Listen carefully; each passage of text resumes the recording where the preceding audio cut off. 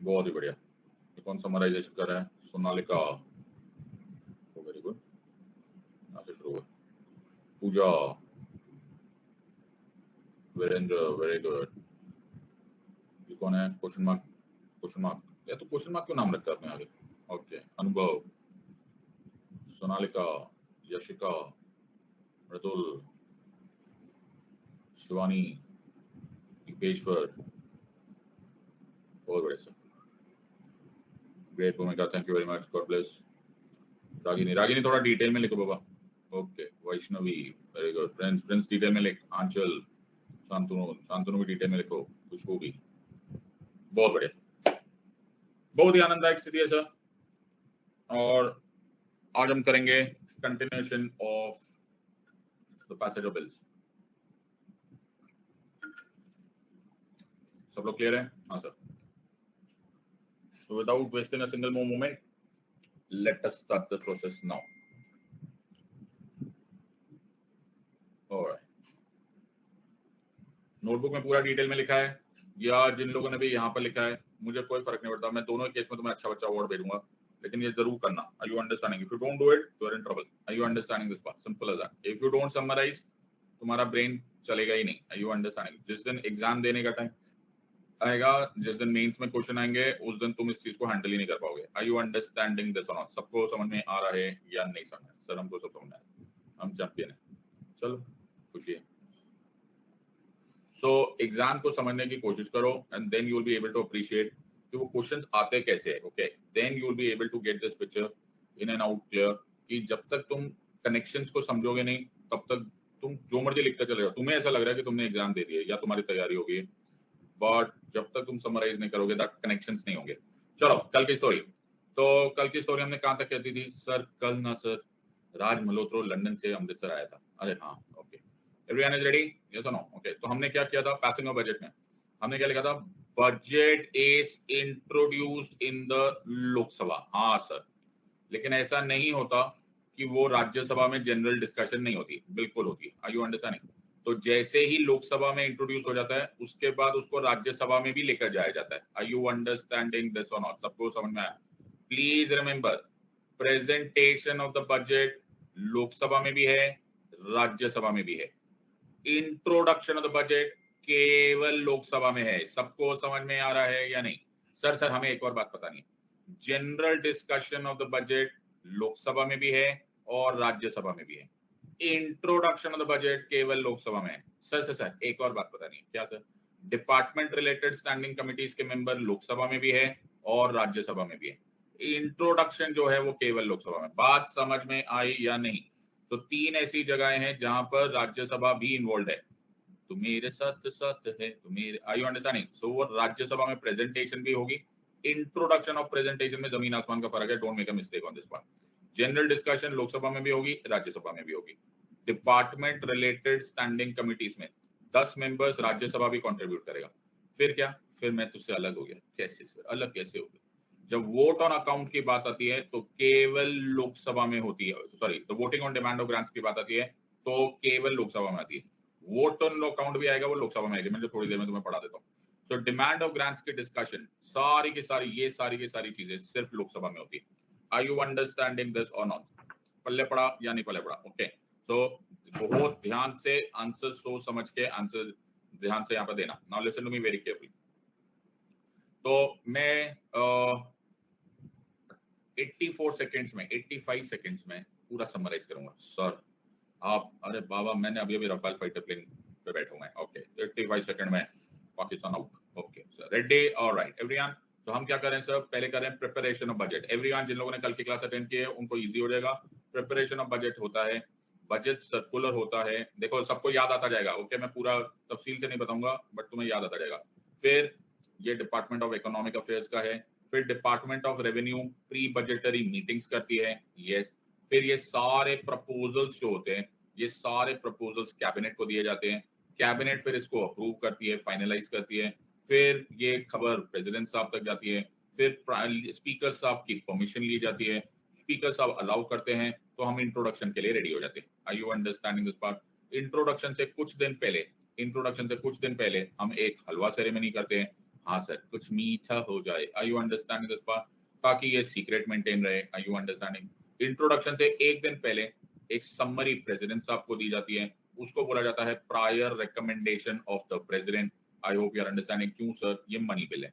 Are you understanding this part? सबको समझ में आया? फिर इंट्रोडक्शन की जाती है। इंट्रोडक्शन लोकसभा में होती है, लेकिन फिर उसके बाद दोनों हाउसेस को सामने प्रेजेंट भी किया जाता है। लोकसभा भी जनरल डिस्कस करेगा, राज्यसभा भी जनरल डिस्कस करेगा, दोनों जगह जनरल डिस्कशन होती है। फिर उसके बाद हम बजटरी सेशन को सस्पेंड कर देते हैं। सस्पेंड क्यों कर दिया आपने? क्योंकि हम लोग लेजिस्लेटिव स्क्रूटिनी करना चाहते हैं। लेजिस्लेटिव स्क्रूटिनी कौन करेगा? Department related standing committees. ये 1993 से एक प्रथा शुरू हुई है, इससे बहुत ही आसानी हो जाती है। ये सर नो। सो ये 1993 के डिपार्टमेंट रिलेटेड स्टैंडिंग कमिटीज है। फिर जो डिपार्टमेंट रिलेटेड स्टैंडिंग कमिटीज है, ये 2004 में आते आते 24 हो गई, पहले थी 17। यू अंडरस्टैंडिंग दिस और नॉट? सबको समझ में आ रहा है या नहीं? सर ये स्क्रूटिनी करते हैं, लेकिन ये कोई कट मोशंस इंट्रोड्यूस नहीं करते। नहीं करेंगे सर, हम नहीं करेंगे, नहीं करेंगे। ओके। फिर जाएगा सर, अब मैं अकेला ही चल, क्या मतलब? यहाँ तक राज्यसभा का रोल था, यहाँ भी राज्यसभा का रोल था, यहाँ भी राज्यसभा का रोल था, बट यहाँ पर लोकसभा अकेला था और यहाँ पर फिर मैं अकेला हो गया। Voting on demand of grants अकेले होंगे। कहां पर sir? Voting on demand of grants केवल लोकसभा में होगा। यस, लोकसभा में कट मोशन इंट्रोड्यूस होता है। Cut motion policy cut motion भी हो सकता है, इकोनॉमी कट मोशन भी हो सकता है और टोकन कट मोशन भी हो सकता है। सर लेकिन हमें मालूम है जन्नत की हकीकत, लेकिन दिल को खुश रखने के लिए गालिब ख्याल अच्छा है। क्या हो गया सर? कोई कट मोशन पास तो होने वाला नहीं है, क्योंकि गवर्नमेंट के पास मेजोरिटी है, और जब गवर्नमेंट के पास मेजोरिटी है तो ये सारे कट मोशन फेल होने वाले। बट अगर ऐसा हो गया तो बाय बाय चोले गाचे, government has to resign. The failure of the budget is the failure of the government. याद आएगा या नहीं रहेगा सर? आज तक ऐसा हुआ है क्या? आज तक ऐसा नहीं हुआ। Are you understanding this part? फिर क्या होगा? तो यार हम थक गए यार, 2 5 6 कट मोशन सारे के सारे फेल होने के बाद last day of the budget session, usually शाम को 5:30 बजे, स्पीकर साहब बाकी सारे मोशंस को एक साथ उठाते हैं। उसको बोलते हैं the process of unity. Majority of the budget is pass by unity. बात याद रहेगी कि नहीं याद रहेगी? Everyone, are you clear with this और नॉट? पूरा का पूरा रिवाइज कर दिया सर आपने, पूरा। एवरीवन हैज अंडरस्टूड दिस और नॉट? सबको समझ में आ रहा है या नहीं?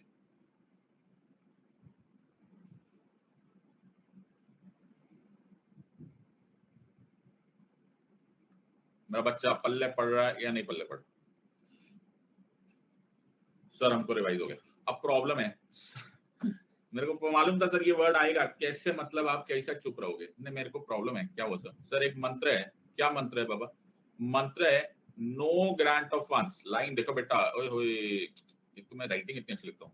No grant of funds from the consolidated fund of India, from the consolidated fund of India can be made, can be made without due appropriation by, अरे ऐसे मत बोलो कुछ, ऐसे नहीं, ऐसे पूरी लाइन बोलो पूरा। हाँ, due appropriation bye the Lok Sabha. बेटा ऐसे लोकसभा लोकसभा मत लिखो, ड्यू अप्रोप्रिएशन बोलो। सर मजेदार बात मालूम है क्या है? कि ये ड्यू अप्रोप्रिएशन ही नहीं मिल रही है। क्यों? अप्रोप्रिएशन लिखा कहाँ है? हाँ, अब मेरी बात ध्यान से सुनो। अब listen to me very carefully. अब तुम मान सकते हो यहाँ पर ये शुरुआत कैसे हुई थी? हाँ सर बताओ बताओ, हमको सब याद है। ओके, तो पहले थे बजटरी प्रपोजल्स। ये सुनो, ये सुनो। हाँ सर। फिर उन प्रपोजल्स को धीरे धीरे धीरे धीरे लेजिस्लेटिव स्क्रूटिनी के थ्रू भी गुजरना पड़ा। ये सुनो। हाँ सर बिल्कुल बिल्कुल, हमको लेजिस्लेटिव स्क्रूटिनी भी करानी पड़ी। तुम आपने कुछ माना क्या? नहीं मान सकते हैं, नहीं माने वो हमारी मर्जी, बट ये कंसेंसस से तो हो ही सकता है। You understand? चलो जो भी है। अब इसी ने गुजरा किसके थ्रू गुजरा सर? सर ये voting on demand of grants के थ्रू भी गुजरा। ओके, सारे कट मोशन वगैरह भी हो गए। चलो, थक गया। वो कहते हैं ना कि लोहा जब आग से तप के निकलता है ना, तो फिर वो अलग ही लगता है। सर ज्यादा रोमांटिक मत हो, आगे बताओ क्या हुआ? अब ये प्रपोजल्स में लेजिस्लेटिव स्क्रूटिनी हो गई, ये प्रपोजल्स में हर तरह का टेस्ट हो गया, कट मोशंस हो गया। अब ये जो प्रपोजल्स है, अब ये फाइनल है। यस और नो? क्योंकि अब ये प्रपोजल नहीं रहे।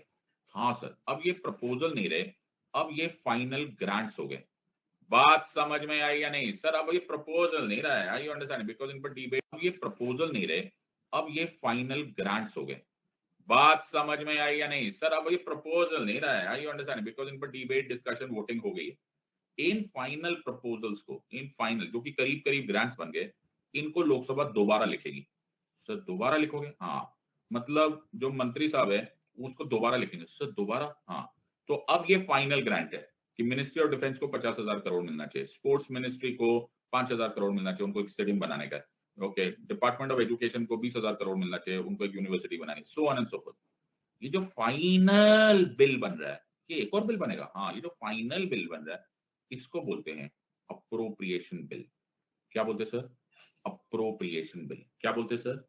Appropriation bill. Are you understanding this? Okay, फिर से हाँ, तो अब इस अप्रोप्रिएशन बिल पे क्या होगा सर? अब इस अप्रोप्रिएशन बिल पे अपन करेंगे डिबेट, अपन करेंगे डिस्कशन, अपन करेंगे वोटिंग। यस और नो? यस और नो? भरत बोले नो, वीरेंद्र भी बोले नो, यशिका भी बोली नो। क्यों, तुमको मजा नहीं आ रहा? No sir. क्यों? क्योंकि सारा ड्रामा हो चुका है। क्या? सारा ड्रामा हो चुका है।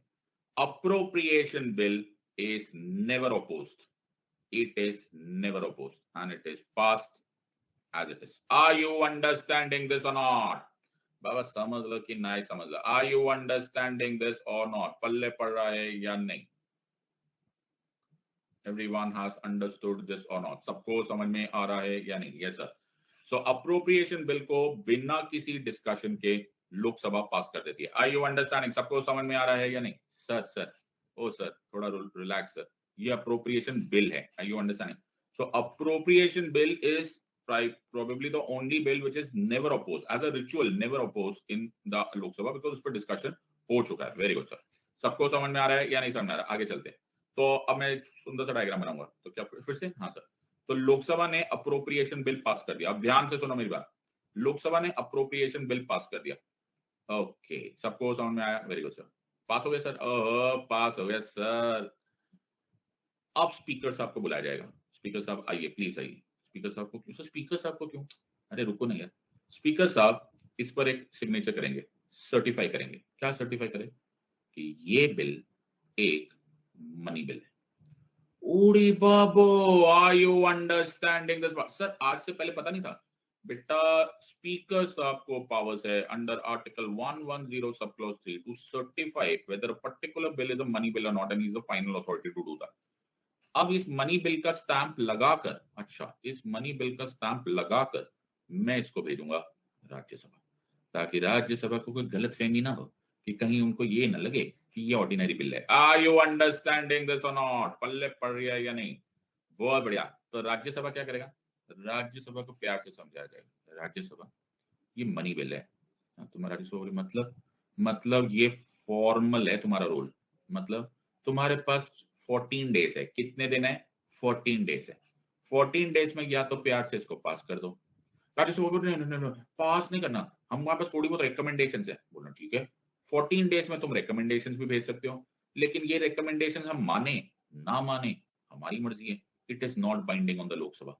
ओहो, रिकमेंडेशंस भी भेज सकते हो, लेकिन ये रिकमेंडेशंस हम माने ना माने हमारी मर्जी है। It is not binding on the Lok Sabha. ओहो, तो तुमने मान लिया है, पास करना है पास करो, नहीं पास करना ना पास करो, रिकमेंडेशंस भेजना है भेजो, नहीं भेजना ना भेजो, सानू की। हाँ, at the end of 14 days it will be deemed to be passed. Are you understanding this or not? मैंने क्या बोला? It will be deemed to be passed. Are you understanding this part? मतलब सारी कहानी है सिर्फ 14 डेज की। Are you understanding? फिर ये प्रेसिडेंट साहब के पास जाएगी। प्रेसिडेंट साहब को पता है कि ये प्रेसिडेंट साहब की प्रायर रिकमेंडेशन से है। In other words, he does not withhold or he cannot withhold his assent under Article 111. It becomes a Lok Sabha Act. No grant of funds from the Consolidated Fund of India can be made without due appropriation by the Lok Sabha. Sir no grant चलो जाओ sir, अब तो grant ही grant है। अब ministry of defence 50,000 crore रुपए निकाल सकती है, मिनिस्ट्री ऑफ स्पोर्ट 5,000 करोड़ निकाल सकती है। बोलो निकालो। Are you understanding? सर काम हो गया सर, दिल खुश हो गया, बहुत मेहनत का काम है। Are you understand? पैसा कमाने में बहुत मेहनत लगती है बाबा, समझ लो कि नहीं समझ लो?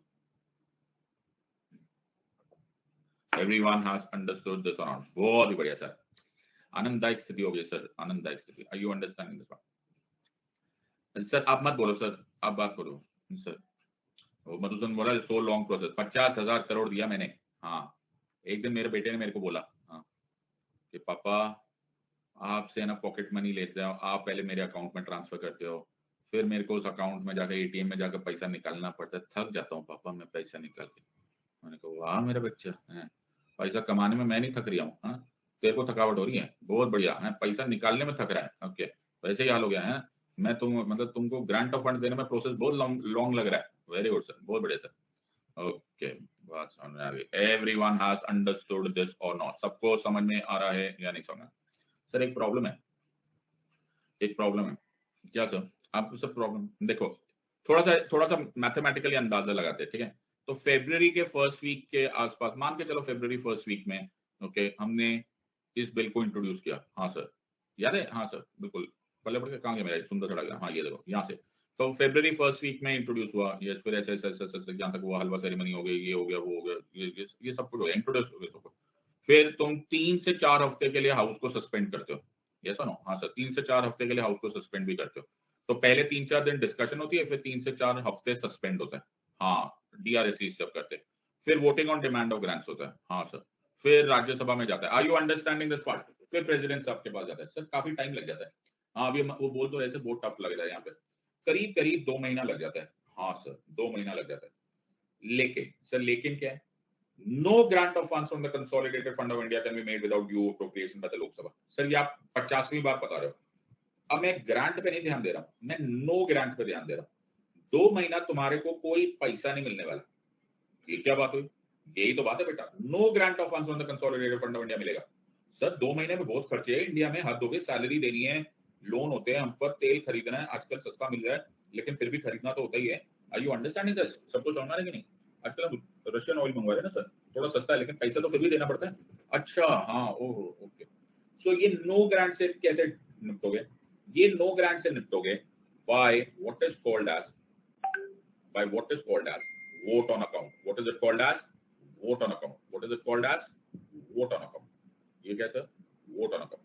so जब जनरल डिस्कशन हो रही होती है, अभी तो प्रोसेस शुरू ही हुआ है सर, हाँ, तो हम तुमको एक एडवांस ग्रांट दे देते, क्या दे देते सर? एडवांस ग्रांट दे देते।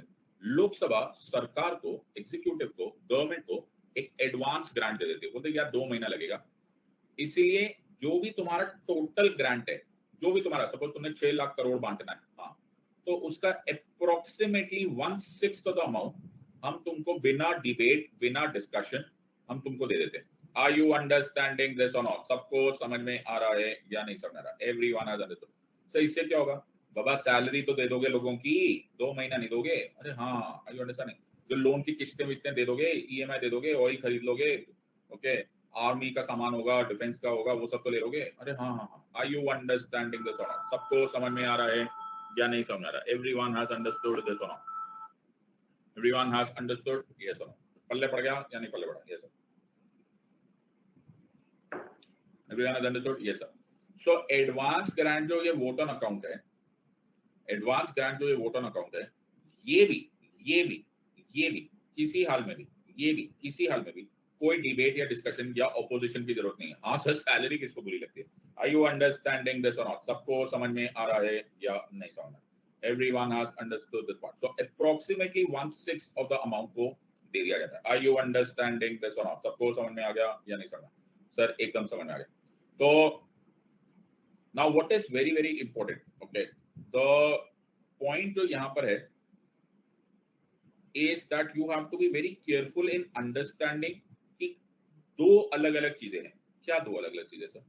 एक होता है फाइनेंशियल बिल, है सर, ये हमने पढ़ा हुआ है आर्टिकल 117 वाला, हाँ हाँ रुको रुको, एक होता है फाइनेंस बिल।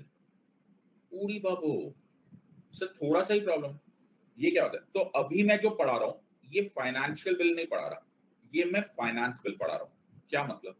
तो तुमने अभी तक क्या क्या कर लिया सर? सर हमने अप्रोप्रिएशन एक्ट पास कर दिया, हमने नो ग्रांट ऑफ फंड्स वगैरह वगैरह वगैरह सब कुछ दे दिया, सब कुछ हो गया। Are you understanding?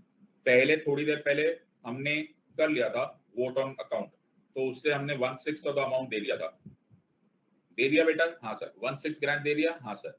सारे फाइनल ग्रांट्स हो गए? हाँ सर। 50,000 करोड़ आ गए? हाँ सर। 5,000 करोड़ आ गए? हाँ। 1 लाख करोड़ आ गए? हाँ। पैसा आएगा कहाँ से? अरे हाँ, फाइनल ग्रांट्स हो गए? हाँ सर। 50,000 करोड़ आ गए? हाँ सर। 5,000 करोड़ आ गए? हाँ। 1 लाख करोड़ आ गए? हाँ। पैसा आएगा कहाँ से?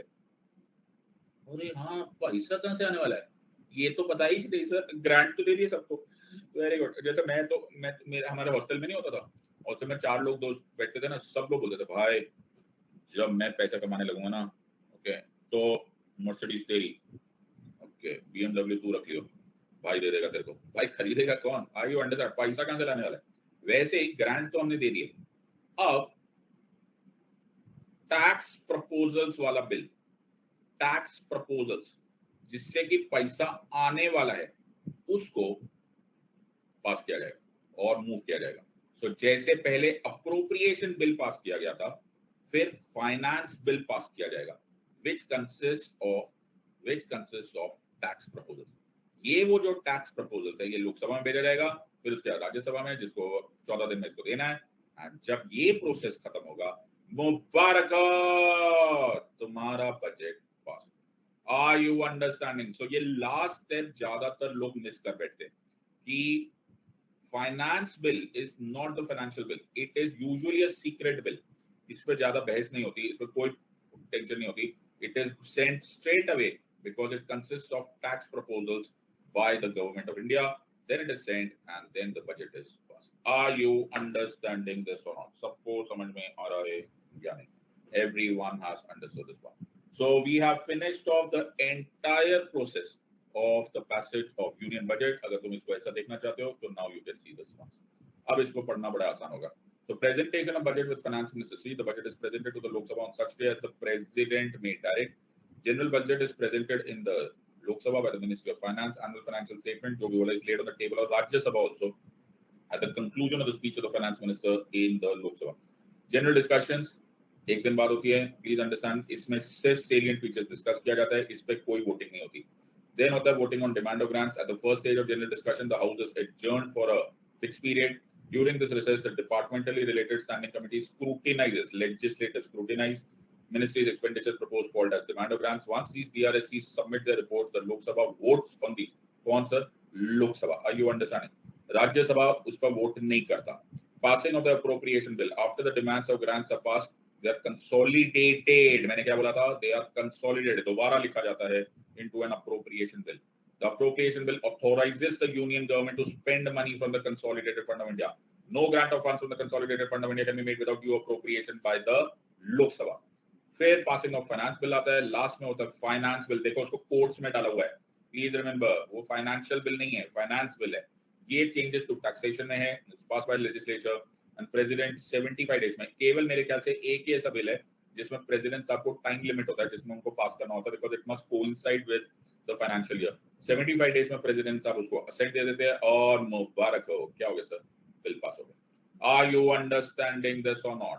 तो सर ये 5 पैराग्राफ पढ़ाने में आपको 2.5 घंटे लग गए क्या सर? अगर हम किसी और क्लास में होते ना, अब तक हमारा पूरा पार्लियामेंट खत्म हो चुका होता। हद हो गई है।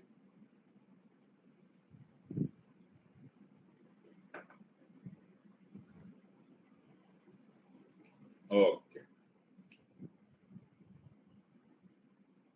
मजा किरकिरा हो गया सर, पूरा पार्लियामेंट हो जाता है इतनी देर में। इतना कौन पढ़ाता है सर? हद हो गई। ओके, सो इतना पढ़ाने के बहुत फायदे होते हैं बेटा।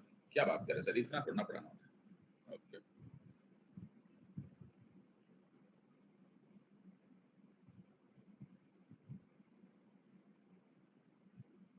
ऑलराइट। तो जब तुम एग्जाम देने जाओगे ना, फिर तुम्हें मेरी याद आएगी। सर हम गाना गाएंगे, कौन सा?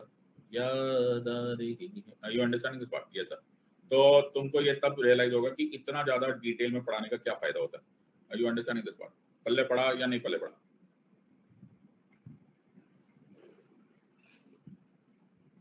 Just one moment.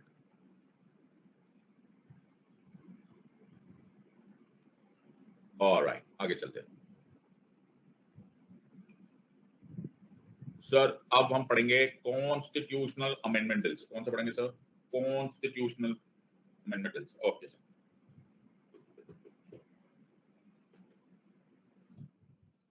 Now constitutional amendment bills पढ़ते टाइम, कॉन्स्टिट्यूशनल अमेंडमेंट बिल्स पढ़ते टाइम, ओके, तुमको इसको पढ़ाने से पहले मेरे को कुछ और करना पड़ेगा। क्या करना पड़ेगा सर? मुझे तुमको डिफरेंट टाइप्स ऑफ मेजोरिटीज पढ़ानी पड़ेगी, which are utilised in different types of majorities पढ़ानी पड़ेगी, which are utilised in Indian parliamentary system. Are you understanding this part? सबको समझ में आ रहा है या नहीं समझ में आ रहा है? ओके सर, सो आगे समझने की कोशिश करते हैं। Everyone has understood? हाँ सर। सो ये डिफरेंट टाइप्स ऑफ मेजॉरिटी बहुत ही इंपॉर्टेंट टॉपिक है और बहुत सारे लोग इससे कंफ्यूज हो जाते हैं। Are you understanding? तो आराम से इसको समझने की कोशिश करते हैं। लेट अस पे अटेंशन और समझने की एक ही बार कोशिश करो एंड देन वर्ड्स डालेंगे, लेबलिंग बाद में करेंगे। Okay, so let us take an example. ठीक है sir, different types of majority. तो मैं एक सुंदर सा डायग्राम बनाऊंगा। सर ये डायग्राम के बिना तो आप पढ़ा ही सकते हो। नहीं बेटा, मेरा डायग्राम, मेरे को कल फोन आया कि आपके डायग्राम्स का एनएफटी बिक रहे। हद हो गई यार, एनएफटी बंद हो जाने वाला। तो एक दिन मैंने ऐसा विचार बनाया क्या कि मैं ना लोगों को ओके ड्राइंग सिखाऊंगा। फिटे मुंह सर, इतनी हिम्मत? हाँ, मैंने सोचा मैं एक दिल्ली में एक इंस्टीट्यूट खोलता हूँ साउथ एक्सटेंशन में। ओके, साउथ एक्सटेंशन में क्योंकि महंगी है ना, महंगी जगह पे मेरा महंगी टीचिंग है, तो मैं वहां पर ड्राइंग सिखाऊंगा। तो मैं अपने एक दोस्त के पास गया, मैंने कहा भाई सुन, ज्यादा देर मत कर, तेरा भाई ना ड्राइंग सिखाने वाला है। तो बोला सच बोल? मैंने कहा हाँ, साउथ एक्सटेंशन में जा, दिल्ली के साउथ एक्सटेंशन पार्ट 1 में एक जगह खरीद जहां पर कम से कम 1000 लोग बैठने की जगह हो। 1000, 1000 कैपेसिटी, हाँ 1000 बैठने की जगह हो। ओके, तो 1000 कुर्सियां लगाने की जगह हो बाबा, हो सकता है उससे ज्यादा भी हो, लेकिन अभी के लिए 1000 सीट्स की जगह बना दे। अच्छा, बोला सोच ले सिद्धार्थ, बहुत महंगी जगह होगी, 20-25 करोड़ की तो जगह ही हो जाएगी। मैंने कहा तू रख भाई, भाई के पास पैसा बहुत है बाबा। Okay, are you understanding this बात? तू 1000 की कैपेसिटी बना भैया, कोई टेंशन नहीं। Are you understanding? फिर उसने, भाई ने मेरी बात मानी, खरीद लिया। ओके, सुनते जाओ बेटा, स्टोरी पे ध्यान देना। फिर मैंने बोला भाई ऐसे नहीं होता, एडवर्टाइजमेंट करनी पड़ेगी, बड़े बड़े पोस्टर्स लगाए जाए। ग्रेट माइकलएंजेलो के मित्र सिद्धार्थ जयसिंह अरोड़ा साहब आज से ड्राइंग सिखाएंगे, एडवर्टाइजमेंट करो, रेडियो पे, टीवी पे, इंटरनेट पे। अच्छा, बहुत ऐड की गई। फिर क्या हुआ? एडमिशन ही एडमिशन, एडमिशन ही एडमिशन, भर गए भर गए, आए आए, कोई नहीं आया। सिर्फ 500 लोगों ने एडमिशन ली। हाय रे, दिल टूट गया यार, क्या बात कर, इतनी एडमिशन, इतना वो करके 500 लोग, हाँ एडमिशन सिर्फ 500 लोगों ने की। तो सर दिल टूट गया, आधे लोगों ने ही लिया सर, बहुत ही एक्सपर्ट हो गया। ओके, बट मैं बड़ा डिप्रेस हुआ। फिर मैंने बहुत ही, मेरा दिल टूट गया। तो फिर मैं, मेरे दोस्तों ने बोला नहीं सिद्धार्थ, दिल नहीं तोड़ते, कोई बात नहीं, अब हो सकता है पहला झटका ऐसा हो सकता है लोग ऐसा धीरे धीरे समझ जाएंगे, तेरी हर टैलेंट को पहचानने में थोड़ा टाइम लगता है। तो मैंने कहा हाँ चलो कोई बात नहीं। तो फर्स्ट डे ऑफ, जिस दिन मेरी क्लासेस थी, मैं नए कपड़े सिलवाए मैंने। ओके, नया सूट पे बूट में आए। ओके, तो मैंने कहा कोई बात है, आज मेरी पहली ड्राइंग देखेंगे ना लोग, बिल्कुल मंत्रमुग्ध हो जाएंगे। तो मैं पहली क्लास के लिए गया, तो मैं क्या देखता हूँ, क्या हुआ सर? दिल टूट गया यार मेरा, क्या हो गया सर? हुआ क्या बताओ तो सही। यार सिर्फ 200 लोग प्रेजेंट थे। अच्छा, बाकी लोग पिक्चर देखने गए हुए। क्या बात कर रहे हो यार? आर यू अंडरस्टैंडिंग दिस और नॉट? सबको समझ में आया? अब इसको लेबल करते हैं, ट्राई एंड अंडरस्टैंड। कैपेसिटी क्या थी? 1000। इसको बोलते हैं टोटल स्ट्रेंथ या total membership. Are you understanding this और नॉट? सबको समझ में? बट केवल 500 की ही एडमिशन हुई, बाकी सीट्स खाली रह गई। मेरी क्लासेस खाली ही रह गई। प्लीज रिमेंबर, खाली थी, वेकेंट थी। आई यू अंडरस्टैंड? एब्सेंट नहीं बोला, वेकेंट बोला। अच्छा, तो टोटल स्ट्रेंथ में से वेकेंट, खाली सीट्स निकाली, तो जो बची उसको बोलते हैं इफेक्टिव स्ट्रेंथ। बात समझ में आ रही है या नहीं समझ में आ रही? पल्ले पड़ रहा है या नहीं? Okay sir. जिस दिन मैं क्लास लेने गया, उस दिन 300 लोग एब्सेंट थे। अब वर्ड समझ में आ रहा है? बल्ले बड़ा बेटा, ऐसा पढ़ते हैं पॉलिटी। ओके, समझ में आ रहा है कि नहीं? इसको कहते हैं 24 कैरेट। एक ही बात जिंदगी में कभी नहीं भूलोगे, जब तुम बुढ़े हो जाओगे ना, तुम्हें अपने वसीयत पे साइन करना याद रहे ना याद रहे, लेकिन तुम ये नहीं भूल पाओगे। जब इफेक्टिव स्ट्रेंथ में से एब्सेंट लोग निकाल दिए गए, तो उनको बोलते हैं present strength. Are you understanding this और नॉट? सबको समझ में आ रहा है या नहीं समझ रहा? पल्ले पड़ रहा है या नहीं समझ रहा? एवरीवन हैज अंडरस्टूड दिस और नॉट? पल्ले पड़ गया? यस और नो? बिल्कुल समझ में आ गया सर हमको। Everyone is clear with this और not?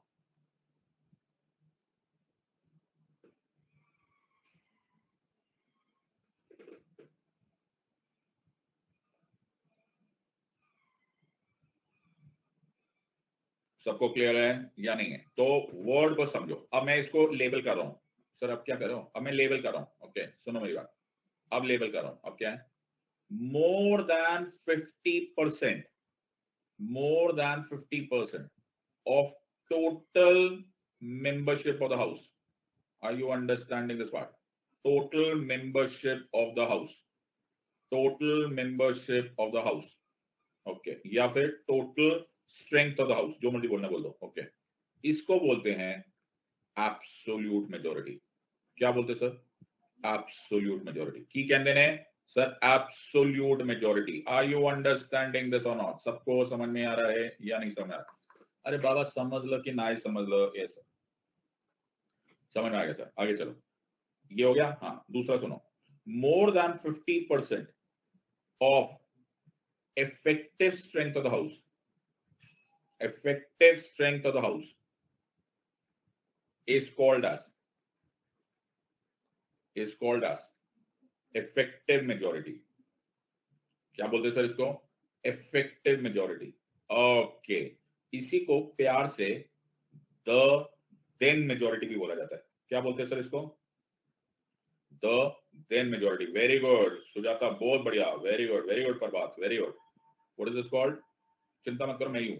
Okay. The then majority. Are you understanding this or not? सबको समझ में आ रहा है? Yes or no? More than 50% of present and voting. Present. अब यहाँ पे तो मैंने सिर्फ present लिखा था, बट अगर हाउस में होगा तो वो present and voting हो जाएगा. Present and voting. Okay. को बोला जाता है simple majority.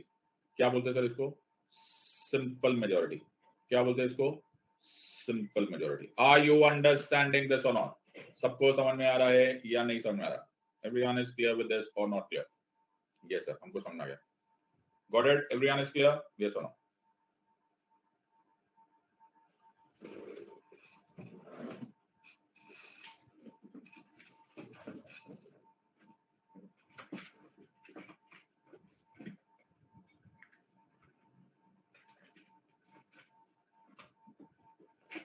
Everyone is clear?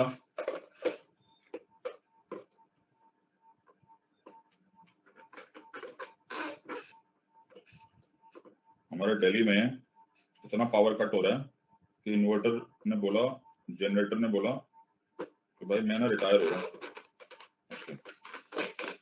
मैं दुनिया छोड़ के जा रहा हूँ. बहुत बढ़िया. कोयला कम पड़ गया तुमको? Okay sir. Alright sir. Alright sir. Okay. नहीं रशिया से मत मंगवाओ यार. और कितना कोयला मंगवाओगे वहां से? खत्म हो गया उनका भी. ऑलराइट. सो द पॉइंट है, सबको याद आएगा ये. मोर than 50% of the total membership of the house. तो हमारे पास तीन तरह की मेजोरिटी हमने कर ली है. Absolute majority. सब लोग चिल्ला के बोलेंगे, सब लोग एक साथ बोलेंगे. बोलो क्या बोलोगे? वेरी गुड प्रज्ञा, बहुत बढ़िया. मोर देन 50% ऑफ एब्सोल्यूट और total membership of the house. Yes और no? This is one. Sir आगे चलो. ठीक है, तो इसको समझेंगे. तो इसमें एग्जांपल में क्या करोगे सर? सर मोर देन 50% मतलब क्या नंबर आना चाहिए? कम से कम 501. यस और नो? अरे तुम्हें भी मैथ्स आता है? हाँ सर, बहुत ही बढ़िया सर. ऑलराइट सर, बहुत ही बढ़िया सर. अरे वाह. Okay sir. सो ये हो गया एब्सोल्यूट मेजॉरिटी. फिर ये क्या है sir? More than 50% of effective strength. Effective strength कितना? प्लीज रिमेंबर, गलती मत करना. टोटल मेंबरशिप माइनस वेकेंट है. एब्सेंट मत कर देना. Are you understanding? वेकेंट है. अब यहाँ तो वेकेंट के हिसाब से कितना होगा सर? 500 में से 500 divided by 2 sin theta tan theta cos theta tan theta minus minus. Okay 251 कम से कम. तुम्हें आता है मैथ्स? मेरे को लगा मुझसे सीखोगे. Okay sir. Alright sir. And more than 50% of present and voting. Sir 200 में से present voting sin tan cos. Okay sir, कम से कम 101. आर यू अंडरस्टैंडिंग दिस और नॉट? सबको समझ में आ रहा है या नहीं आ रहा है? Everyone has understood this part. सबको समझ में आ गया? Yes or no? एकदम पल्ले पड़ गए सर, हम बिल्कुल चैंपियन हो गए. Everyone has understood? अब प्रॉब्लम क्या है?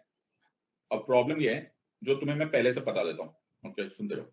आमतौर पे यूजुअली, मैंने क्या बोला? यूजुअली पार्लियामेंट में टोटल मेंबरशिप और इफेक्टिव स्ट्रेंथ करीब करीब सेम ही होती है, बिकॉज हम वेकेंट सीट छोड़ते नहीं है. Are you understanding this part? So कुछ ऐसे नादान किताबें जरूर है जहां पर टोटल मेंबरशिप यानी कि एब्सोल्यूट मेजोरिटी को इफेक्टिव मेजोरिटी मान लिया है, बट तुम ऐसी गलती मत करना. जो टेक्निकल है वो टेक्निकल है। Are you understanding? सो हम तो भैया वही पढ़ेंगे जो एकदम टेक्निकल होना चाहिए। आर यू अंडरस्टैंडिंग दिस और नॉट? सबको समझ में आ रहा है या नहीं समझ में आ रहा? पल्ले पड़ गया या नहीं पल्ले पड़ा? सर एकदम पल्ले पड़ गया, तो गलती करके आने का नहीं। आ जाए। सो जब तुम गलती नहीं करोगे ना बेटा, जब इतना डिटेल में पढ़ोगे ना, फिर तुम हो जाओगे चैंपियन। क्या हो जाओगे सर? हम हो जाएंगे champion. Are you understanding this part? सबको समझ में आया? तो मैं जो तुमको पढ़ा रहा हूँ वो इस इरादे से पढ़ा रहा हूँ कि कोई चांस ना लिया जाए। जैसे मैं तुमको अगर ये सारी चीजें पढ़ाऊं, ओके, अगर मैं तुम्हें ये सारी चीजें पढ़ा दूं, ऑलराइट, तो तुमको ये सारी चीजें रियलाइज होगी। जैसे मैं तुम्हें बाद में स्पेशल क्लासेस में ये सब टेस्ट कराऊंगा, तो ये मेंस में डिफरेंट आस्क क्वेश्चंस है, तो तुम इसमें नोटिस करोगे। ओके, देखो मैं तुम्हें दिखाता हूँ। तो मैंने तुमको पढ़ाया था, देखो ये 2021 का मेंस का क्वेश्चन है। Analyse the distinguishing feature of the notion of right to equality in the constitution of USA and India. मैंने तुम्हें बताया था इंडिया में इक्विटी होती है, ओके, और वहां पर इक्वालिटी होती है। Are you understanding? अरे हाँ सर, ये आपने पढ़ाया था तुमको। ये देखो, ये 250 वर्ड्स में 2021 का मेंस का क्वेश्चन है। हाँ sir, are you understanding? Yes sir. उसी तरह से ओके, तुम्हें ऐसे बहुत सारे क्वेश्चंस बीच में दिखाई देंगे। सो मैंने जैसे लोगों को पढ़ाया हुआ है, सो लेट अस अंडरस्टैंड। फिर मैंने तुमको ये बात बताई, अभी तो जुडिशरी में आ जाएगा। ये देखो, Parliament's power to amend the constitution is a limited power and it cannot be enlarged into an absolute power. In the light of a statement explained, Parliament under Article 368 of the Constitution can destroy the basic structure of the Constitution by expanding its amending power. याद आ रहा है? और सब पूरी कथा याद है, कैसी बातें करी। Are you understanding this or not? सबको समझ में आ रहा है या नहीं आ रहा है? Are you understanding this or not? Sir एकदम समझ में आ गया हमको। Everyone has understood this or not? Sir ये तो कमाल हो गया सर, ये तो ये 2019 का मेंस क्वेश्चन है सर, कमाल कर रहे हो। Are you understand? तो तुम्हारे पास कितना कुछ लिखने को है। तुम शंकरी प्रसाद केस से लेकर ऑल द वे, तुम शंकरी प्रसाद केस से लेकर all the way till now आप लिख सकते हो। Are you understanding this not? Sir बहुत ही बड़ा। फिर और आगे देखो, अरे sir explain the scope of fundamental rights in the light of latest judgements on supreme court on rights of privacy. मैंने तुम्हें पूरा डेटा प्रोटेक्शन बताया हुआ है, मैंने तुम्हें जस्टिस के एस पुट्टास्वामी आधार केस पढ़ाया हुआ है, मैंने तुम्हें section 377 IPC right to sexual orientation पढ़ाया हुआ है। ये 2017 क्वेश्चन में आया हुआ है। अरे सर बेटा अब तो हेंस प्रूव्ड है ना? हाँ सर, ये मेरे क्वेश्चंस नहीं है ना। Are you understanding? These are not my questions. I hope you are understanding. These are not my questions. I hope you are getting this point. Yes or no? बहुत बढ़िया sir. Everyone has understood this or not? Yes or no? फिर ये आएगा, ये मैंने 2-2.5 घंटा तुमको preamble पढ़ाया। क्यों पढ़ाया? Discuss each adjective attached to the word republic in the preamble. Republic, sovereign, socialist, secular, democratic. मैंने एक एक वर्ड को कम से कम आधा आधा पौना पौना घंटा पढ़ाया। Are you understanding? 2016 का मेंस का question. Are you understanding this or not? सबको समझ में आया या नहीं? Everyone has understood. मैं गारंटी से बोलता हूँ टीम सिडलाइट को बहुत मुश्किल होगी 250 वर्ड्स पे अपने आप को रोकने की। वो बोलेंगे ना सर लिखने दो, सर रोको मत, सर रोको मत हमको। Are you understanding? तो मैं जब अपने आप को चिल्ला चिल्ला के बोल रहा हूँ that I am the best, तो कोई वजह होगी ना, because I want you to the best. Okay. Discuss the right to clean environment. मैंने तुम्हें ये भी बात बताई हुई है कि आर्टिकल 21 में राइट हो। मैंने सुभाष महाजन केस इसमें तुम्हें एक्चुअली पढ़ाया हुआ है। एक भी क्वेश्चन ओके ऐसा नहीं है। That is it. What do you understand by the concept freedom of speech and expression? Does it cover hate speech also? मैंने तुम्हें एग्जैक्ट हेट स्पीच का सेक्शन 153 आईपीसी बताया हुआ है। Why do films in India stand on discuss section 66A of information technology act, Shreya Singhal case. उड़ी बाबो, are you understanding? 2013 का question, 2014 का question. Are you understanding this और नॉट? सर ये तो कमाल हो गया। Are you understand? सर ये तो कमाल हो रहा है सर। ये मेरे क्वेश्चन नहीं है मेरे बच्चा, ये क्वेश्चन मेंस में पूछे हुए क्वेश्चन है। Are you understanding this part? So ये इस तरह से क्वेश्चन हमारे पास बहुत सारे होंगे। तो तुम्हें जो पढ़ाया जा रहा है उसका संपूर्ण प्रयोग करो और इस एग्जाम को पास कर दो। आर यू अंडरस्टैंडिंग दिस और not? So we will keep doing these things. I'm just showing many of these questions which are over here. बहुत ही बढ़िया, सबको समझ में आ गया? तो हमने क्या क्या कर लिया सर? हमने कर लिया एब्सोल्यूट मेजॉरिटी, हमने क्या कर लिया इफेक्टिव मेजॉरिटी, हमने क्या क्या कर लिया सिंपल मेजॉरिटी। सबको समझ में आ रहा है या नहीं समझ में आ रहा? Everyone is clear with this or not? बहुत ही बढ़िया। Thank you Arshit, God bless you. बहुत ही बढ़िया सर। सर लेकिन क्या सर? लेकिन और भी टाइप्स की मेजॉरिटीज होती है। तो पहले यहां तक रिवाइज करेंगे, ओके, और जब हम इसको रिवाइज करेंगे तो इसको ऑलराइट अलग से याद करना और स्पेशल मेजॉरिटी को अलग से याद करना। So we will take a 5 minute break, इसको एब्जॉर्ब करो और 5 मिनट के बाद मिलते हैं और इसको कंटिन्यू करते हैं। ओके।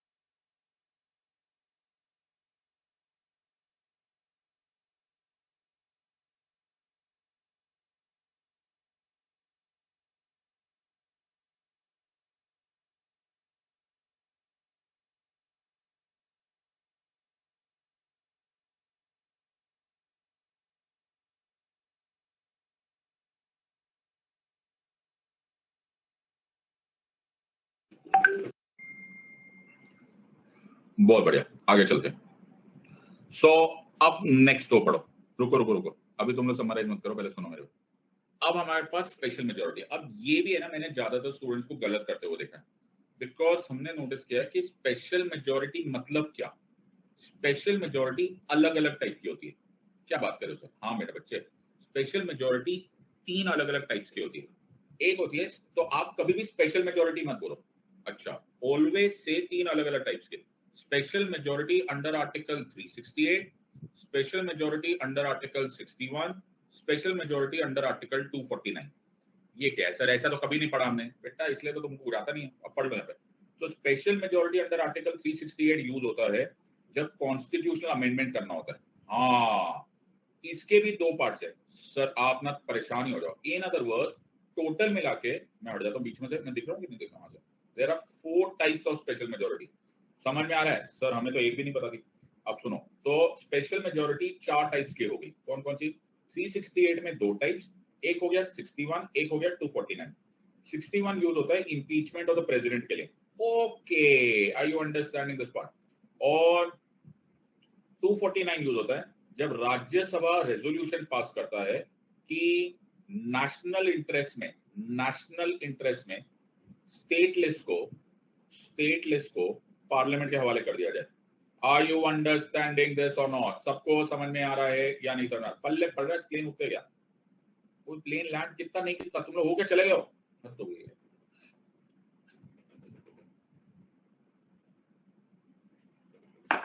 लैंड कितना, आगे देखो। तो स्पेशल मेजोरिटी अंडर आर्टिकल 368 क्या होता है? बड़े ध्यान से सुनना, बड़े ध्यान से सुनो। Special majority under article 368 constitutional amendment में यूज करते हैं पार्लियामेंट में। अच्छा, ये होता है 2/3 of majority of present and voting plus absolute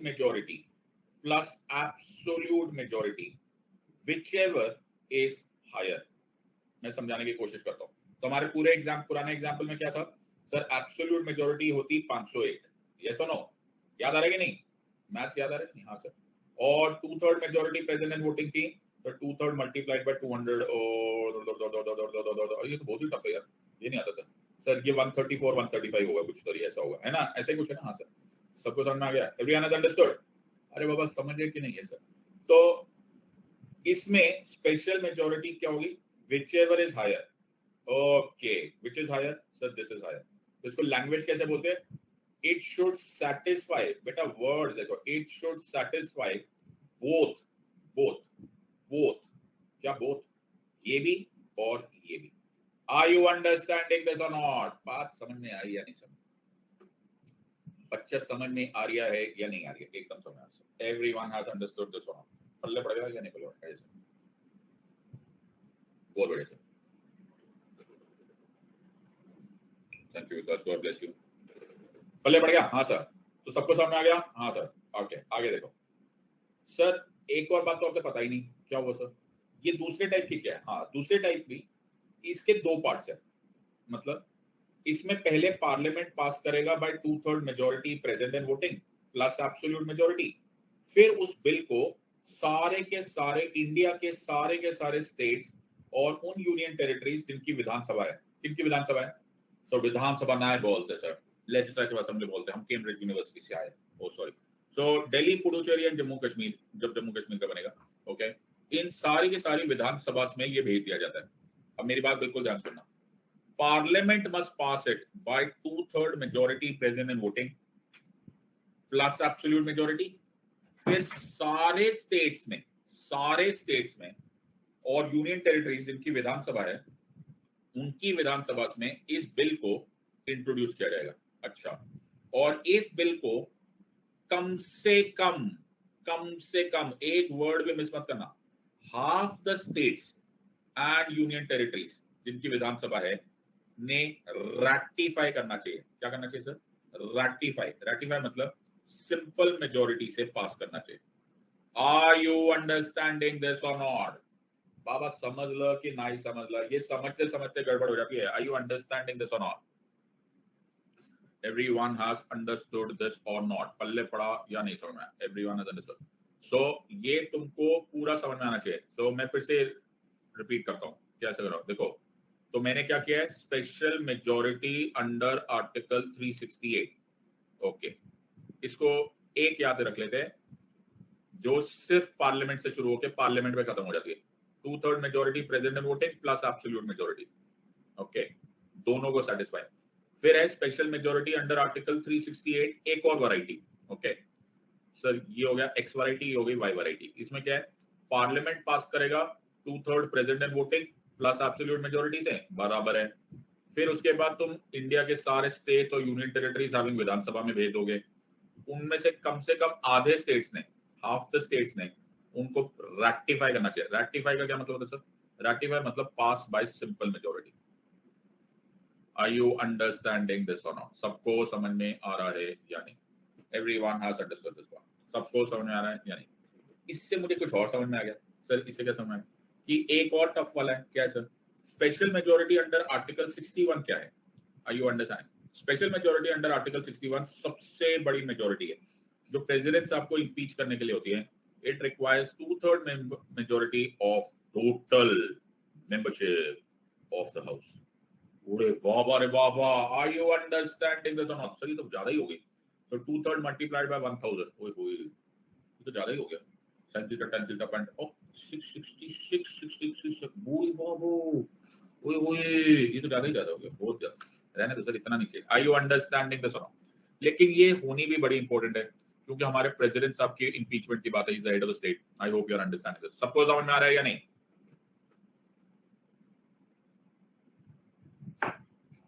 सबको समझ में आ गया या नहीं? आगे चलते हैं। और एक और स्पेशल मेजोरिटी है विच इज अंडर आर्टिकल 249। ये क्या है? ये बहुत ही नोनू है। क्या है सर? सिर्फ 2/3 प्रेजेंट एंड वोटिंग। क्या है सर? ये सिर्फ 2/3 present and voting. Are you understanding this और नॉट? पल्ले पड़ गया या नहीं? देखो, भरत ने देखो सारा के सारा वो भी बता दिया, भरत ने समराइज भी कर दिया। सबको समझ में आ गया या नहीं? Everyone has understood? Yes sir. तो यहाँ पर कहां गया मेरा सुंदर डायग्राम? कहां गया? ये रहा। तो ये क्या है सर? तो ये है special majority under article 61, majority under article 61 और special majority under article 249। Yes sir. तो article 61 and 249। Yes sir. Article 61 में जो है वो है 2/3 majority of total membership of the house and ये है सिर्फ 2/3 majority of present and voting. Are you understanding this और नॉट? सबको समझ में आ गया? अरे सर बहुत ही सबको समझ में आ गया। तो ये हो गई हमारी 4 टाइप्स की मेजोरिटी। सब लोग याद रहेंगे? यस और नो? तो हमारे पास क्या है sir? Simple majority, effective majority, absolute majority, special majority. Special majority 4 types की। आर्टिकल 368 के अंदर 2 टाइप, एक्स और वाई।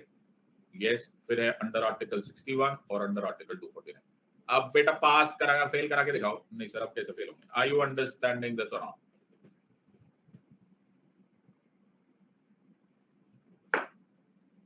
सर हमको सब समझ में आ गया, अब हम चलते हैं। चलना थोड़ा होता है तो तुम्हें मालूम होना चाहिए। जैसे आमतौर पे सिंपल मेजोरिटी यहाँ यूज करते हैं to pass ordinary bills, money bills, financial bills. Okay, to pass no confidence motion, adjournment motion, censure motion, confidence motion. For the removal of vice president, majority required in the Lok Sabha is the simple majority. अभी के लिए ये याद रख लो। To declare a financial emergency, to declare state emergency, जो कि गलत वर्ड है, प्रेसिडेंट रूल बोलना चाहिए। Election of speaker, deputy speaker, state legislature, इसके लिए सिंपल मेजोरिटी। तो या कि नहीं आ गया? ओ यस सर। बाबा समझ लो कि नहीं समझ लो? सबको समझ में आ रहा है या नहीं समझ में आ रहा?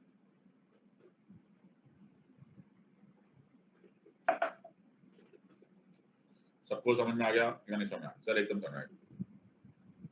सो आपको आमतौर पे बिल पास करते टाइम ऐसे ही दिखता है। Okay, ayes, noes, absent, total. Are you understanding this part? Okay, सबको समझ में आ रहा है? ये एब्सेंट नहीं है, ये एब्सटेन्ड है।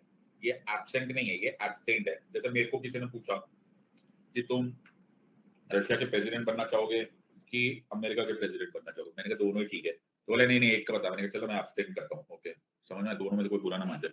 आर यू अंडरस्टैंडिंग दिस और नॉट? सबको समझ में आता है? एब्सटेन मतलब मैंने वोट करता। Are you understanding this? पल्ले पड़ा या नहीं? सबको समझ में आया कि नहीं? और सबको समझ में आ गया? एवरीवन। सो इस बेसिस पर हमारे पास कॉन्स्टिट्यूशनल अमेंडमेंट बिल्स है। कैसे सर? अब क्या हो गया sir? So there are actually two main varieties and then there is a third variety. Are you understanding this part? हाँ, बर्बाद सही सर। बेटा तू मेरे दिल की बात समझ रहा है। वो बोला सर देना है तो दोनों दो, नहीं तो एक भी नहीं चाहिए। नहीं, लेकिन ऐसा मैं नहीं बोलूंगा, देना है तो दोनों दो के बाद में फुल स्टॉप डाल दूंगा। ओके, ऐसा चक्कर में दोनों ही ना मिले तो मैं तो फिर वापस यहीं आ गया ना। आज तो सामने वाले के मूड पर क्या होता है, ह्यूमन एक्शंस को प्रेडिक्ट नहीं करते। ओके, ऑलराइट, पता बोले ना हम नहीं देखते, फिर कहाँ जाओ? अच्छा, so different types of majority के बेसिस पे हमने कॉन्स्टिट्यूशनल अमेंडमेंट बिल्स को ऐसे किया। सुनो मेरी बात सुनो। तो कॉन्स्टिट्यूशनल अमेंडमेंट बिल आमतौर पे पार्लियामेंट पास करती है बाय आर्टिकल 368, जो हमने आमतौर पे एक्स वैरायटी की है। कैसे करना होता है सर? एक्स वैरायटी वाली होती है ना, आमतौर पे उसमें क्या होता है, 2/3 मेजोरिटी प्रेजेंट एंड वोटिंग चाहिए होती है और 2/3 के साथ एब्सोल्यूट मेजोरिटी चाहिए होती है। Are you understanding? लेकिन सर ये पॉलिटी में लेकिन बहुत आता है ना। हाँ बेटा, बहुत अच्छी पिक्चर थी जैकी श्रॉफ की। सब पिक्चर छोड़ो, आगे पढ़ाओ। अच्छा, सो आगे लेकिन ये है कि कभी कभी कोई ना कोई कॉन्स्टिट्यूशनल अमेंडमेंट हमारे फेडरल स्ट्रक्चर को इफेक्ट करता है। किसको इफेक्ट करता है सर? फेडरल स्ट्रक्चर को। जैसे revenue between centre and states, ओहो, are you understanding? Centre state relations, ओहो, प्रेसिडेंट साहब का इलेक्शन, ओहो, सुप्रीम कोर्ट की jurisdiction. Are you understanding this part? सबको समझ में आ रहा है? हाँ, जीएसटी, सुधांशु ने सही पकड़ा। तो ये सब सेंटर स्टेट रिलेशंस हो रहा है। ओके, कोऑपरेटिव सोसाइटी, जो मैं तुम्हें बाद में बताऊंगा, 97th constitutional amendment act 2011। Okay, oh, सबको समझ में आ रहा है कि नहीं? एवरीवन हैज अंडरस्टूड दिस और नॉट? हाँ सर। तो ऐसे टाइम पे मुझे स्टेट्स की रैटिफिकेशन की जरूरत पड़ेगी। किसकी जरूरत पड़ेगी सर? स्टेट्स की रैटिफिकेशन की। Are you understanding this part? सबको समझ में आ रहा है या नहीं समझ में आ रहा है? Alright sir. तो हाँ, वेरी गुड, बहुत समझना। वीरेंद्र सही पकड़ा। Amendment to the 7th schedule, जिसमें हमारे union list, state list, concurrent list जो बैलेंस है उसमें इफेक्ट पड़ जाए, तो अपन को मजबूरी हो गई। क्या होगी सर? मजबूरी क्या होगी कि पार्लियामेंट से तो पास कराने का है। अच्छा, तो 2/3 प्रेजेंट एंड वोटिंग करने का और एब्सोल्यूट मेजोरिटी भेजने का। ओके, लेकिन at least half the states and the union territories having their Vidhan Sabha must also ratify it. Ratify का मतलब it must pass it by simple majority. बात समझ में आई या नहीं आई? Everyone has understood this or not? सबको समझ में आ रहा है या नहीं समझ? Everyone is understanding this or not? बिल्कुल समझ में आ गया सर हमको। हमको एक बहुत मेजर पॉइंट समझ में आ जाएगा सर। क्या समझ आएगा? तो सब समझ में आ गया सर हमको, हम चैंपियन हो गए। ओके, तो मुझे कुछ याद है सर। अब क्या याद आ गया आपको? अरे मेरे को बहुत इंपॉर्टेंट पॉइंट याद है। ओके सर, ये क्या कर रहे हो आप? अरे रुको यार, मेरे को एक बहुत इंपॉर्टेंट पॉइंट याद है। सो हमारे पास जो कॉन्सेप्ट सर, ये फंडामेंटल राइट दोबारा पढ़ा रहे हैं? हाँ, मैंने सोचा दोबारा रिवाइज करा देता हूँ सर। नहीं सर प्लीज ना सर, ये हमको आ गया सर। नहीं यार, एक बार पढ़ाने का मेरे को मन किया। नहीं सर, रहने दो सर, ये हमको आता है सर। कुछ भी कर रहे हो यार। अरे रुको यार। ओके ओके,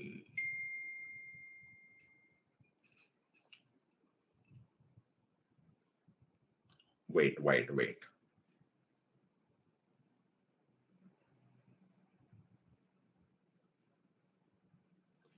तो हुआ क्या? हाँ सर, हुआ क्या? तो हम लोगों ने यहाँ पर, कहाँ चला गया सर? अरे मेरा स्लाइड ही गायब हो गया। हाँ, तो यहाँ पर हम लोगों ने फ्रीडम ऑफ एसोसिएशन के लिए 97th कॉन्स्टिट्यूशनल अमेंडमेंट एक्ट 2011 बनाया। हाँ सर, हमको याद है। कैसी बातें कर रहे हो? हमने 97th कॉन्स्टिट्यूशनल अमेंडमेंट एक्ट 2011 में फ्रीडम ऑफ एसोसिएशन में कोऑपरेटिव सोसाइटीज ऐड किया। याद है या नहीं याद है? हाँ सर, बिल्कुल सही बात है सर। ये याद हो गया? ये सर, हाँ सर, ये इनको याद है। या मेरे को बहुत सारे स्लाइड्स को अपलोड करना पड़ रहा है, बट कोई बात नहीं। अब जब कनेक्शन है ही तो फिर कनेक्शन पढ़ना पड़ेगा सर। हाँ सर, बिल्कुल सही बात है। सो जब 97th कॉन्स्टिट्यूशनल अमेंडमेंट एक्ट 2011 हुआ, तो सिर्फ फंडामेंटल राइट्स को ही नहीं चेंज किया करना पड़ा, हमको डीपीएसपीस को भी चेंज करना पड़ा। हाँ सर, चेंज नहीं करना पड़ा हमको, तो उसमें डालना पड़ा ना 43B। अच्छा, तुमको याद है? हाँ सर, हमको याद है। कैसी बातें कर रहे हो? सो हमने 43B को डाला as promotion of cooperative societies. याद आ रहा है या नहीं आ रहा है? सबको समझ आ रहा है या नहीं आ रहा है? हाँ सर, ये सर। फिर क्या हुआ? जो कोऑपरेटिव सोसाइटीज है उसकी लैंग्वेज तुम्हें पढ़ाई नहीं सुनाई नहीं दी क्या मतलब सर? कोऑपरेटिव सोसाइटीज के लिए हमने आर्टिकल 243ZH डाला part 9B of the constitution में। अच्छा, part 9B of the constitution में पार्लियामेंट ने लॉ पास किया। किसने पास किया? पार्लियामेंट ने लॉ पास किया। कैसे पास किया?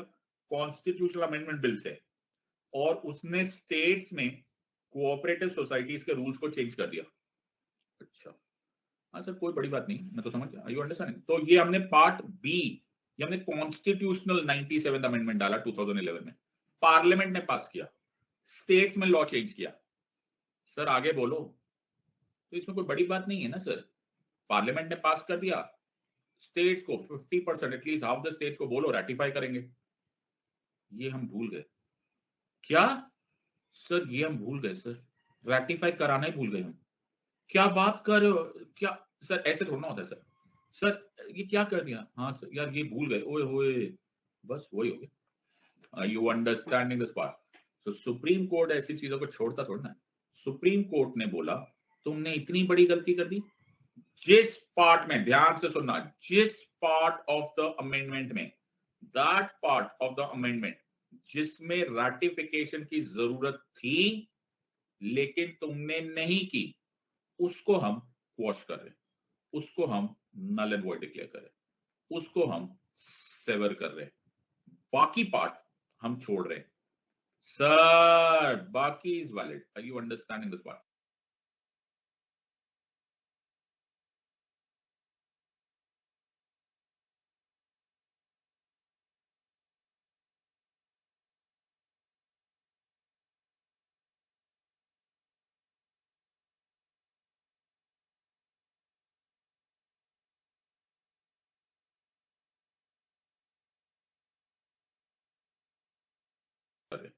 उसको हम नल एंड वॉइड डिक्लेयर कर रहे हैं, उसको हम सेवर कर रहे हैं।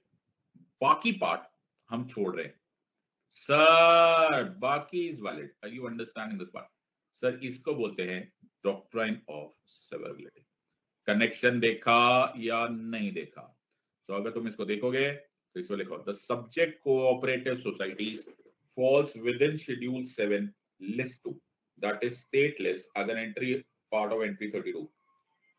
Part 9B would show that an unfettered power, unfettered means untouched power of state legislatures prior to amendment has now been violated by provisions of Part 9B, like fixation of maximum number of directors, etc., reservation period, duration of term, etc. In short, what has been done is to add exception after exception to entry 32. In other words, this was a matter of state list. Okay, and तुमने नहीं कराया है उड़ी बाबो, तुमने नहीं कराया है उड़ी बाबो रेक्टिफिकेशन। ऐसा पढ़ते हैं polity. Are you understanding this? Sir समझ में आया कनेक्शन? और क्योंकि तुमने नहीं कराया है, तुमने नहीं कराया है, तुमने नहीं कराया है, दैट तुमने नहीं कराया है रैटिफिकेशन, इसलिए अ पार्ट ऑफ इट हम गायब कर रहे हैं। जिस पार्ट को रैटिफिकेशन की जरूरत है, तो majority of the court by majority 2-1 followed doctrine of severability in declaring that part 9B is operative in so far as it contains multi-state cooperative societies. Multi-state cooperative societies वाले part को ratification की जरूरत नहीं थी, उसको accept करके continue किया जाएगा।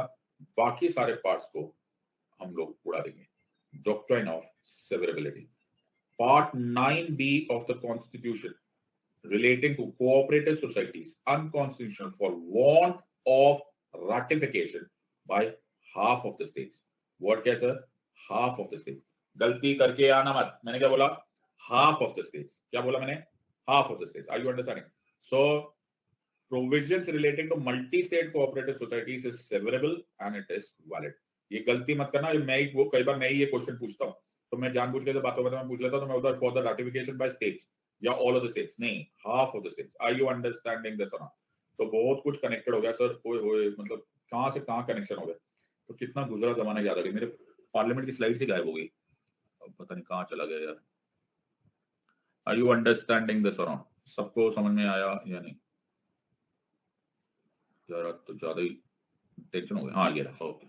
सबको समझ में आया या नहीं समझ में आया? Everyone has understood. सो एक बार कॉन्स्टिट्यूशनल अमेंडमेंट बिल्स को रिवाइज कर लेंगे। यस और नो? तो constitutional amendment bill, sir constitutional amendment bill article 368 में मूव किया जाता है। सब लोग ध्यान से देख लेंगे। आर्टिकल 368 में मूव किया जाता है। यस और नो? आर्टिकल 368 में भी दो अलग अलग टाइप के हैं। एक्चुअली कॉन्स्टिट्यूशनल अमेंडमेंट बिल्स कुछ ऐसे भी होते हैं जो कि कॉन्स्टिट्यूशनल अमेंडमेंट बिल्स ना होते हुए भी they are affecting the constitution. जैसे हम लोगों ने बोला है to admit new states, okay, तो उसको सिंपल मेजोरिटी से पास कर लेते हैं, लेकिन हम वो सब नहीं पढ़ रहे, वो उसको छोड़ देते हैं। तो constitutional amendment bills primarily article 368 में यूज होता है, जो कि आर्टिकल 368 का होगा। तो इसमें होगा parliament will pass it by simple majority, by sorry special majority, that is 2/3 present and voting plus absolute majority. दूसरा है parliament will pass it by 2/3 present and voting plus absolute majority and at least half the states must ratify. Ratification का मतलब समझ लेना, ratification का मतलब होता है by pass by simple majority. सबको समझ में आ रहा है या नहीं? आगे चलो। Okay sir. Sir prior recommendation of the president की जरूरत है? नहीं, prior recommendation of the president की जरूरत नहीं है। ओके, लोकसभा में इंट्रोड्यूस कर सकते हैं, लोकसभा में इंट्रोड्यूस कर सकते हैं, राज्यसभा में इंट्रोड्यूस कर सकते हैं, राज्यसभा में इंट्रोड्यूस कर सकते हैं। राज्यसभा को पास करना मैंडेटरी है, राज्यसभा को पास करना मैंडेटरी है। ओके, डेडलॉक हो सकता है, डेडलॉक हो सकता है। ओहो, अगर राज्यसभा और लोकसभा के बीच में बात ना जमे तो डेडलॉक हो सकता है। ओके सर, डेडलॉक होगा तो ज्वाइंट सेशन बुलाओगे? जो ना, ज्वाइंट सेशन नहीं बुलाया जाता। Why? Because constitutional amendment bills must be passed separately by both the houses. Must be passed by both the houses separately. Sir, president साहब वीटो कर सकते हैं? वीटो नहीं कर सकते, विदहोल्ड नहीं कर सकते। प्रेसिडेंट साहब को आर्टिकल 111 में ये पावर्स नहीं रही, पहले होती थी, लेकिन 24th कॉन्स्टिट्यूशनल अमेंडमेंट एक्ट 1971 से ये हटा दी गई। आर यू अंडरस्टैंडिंग दिस और नॉट? सबको समझ में आ रहा है या नहीं समझ में? Everyone has understood this or not? सबको समझ में आ गया? अरे हाँ या ना? हाँ सर, सबको समझ में आ गया? Yes sir.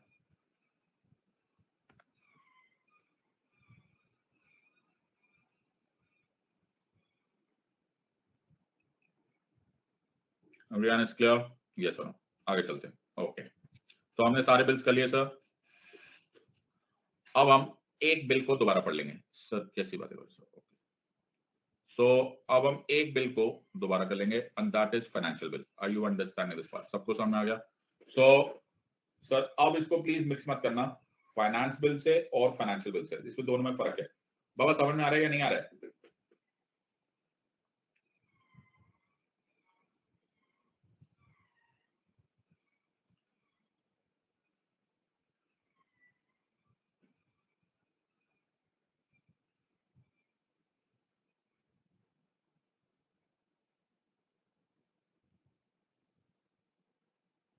ओके, अब इसको समझने की कोशिश करो। अब मेरे पास कोई तरीका नहीं है इसको समझाने का एक्सेप्ट, ओके, एक्सेप्ट कि मैं मुझे it is such a confusing way कि मेरे पास और कोई तरीका ही नहीं है but to explain this part to you, okay, in a very different वे।